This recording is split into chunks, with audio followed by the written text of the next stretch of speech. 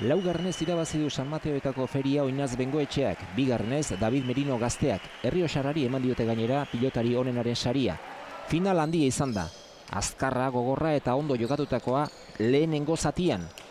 Galdutako pilotarik ez da izania eta tanto gehienak erremate ederrekin bukatutakoak izan dira. Merino ikusgarri aritu da, eskuinez bezala ezkerrez, eta Oinatzeek erraz aurkitu ditu zuloak. Idoate eta Barriola ere jokatzeko zeuden. Idoate Aimar Olaizolaren lesioa tarteko sartu dute San Mateo ferian eta Txantreako aurrelariak ez du aukera alferri galdu. Urdinek ez dute etxi, ez da 3 eta 10 atzetik izan direnean ere. Lehenengo zatien Oinatzek 8 tanto egin ditu. Erdialdera moteldu da apur bat partida. Idoatek eta Barriolak lanean jarraitu dute eta 3 tantora etorri dira birritan 14 eta 17 eta 16 eta 19. Azken zatian gora egin du berriz ere David Merinok, bizkarra erakutsi dio Abeli eta Bengoetxeak aurrean ez du barkatu. 14 tanto egin ditu guztira Leitzako aurrelariak. Azkena ere dotorea izan da, 22 eta 17 bukaeran.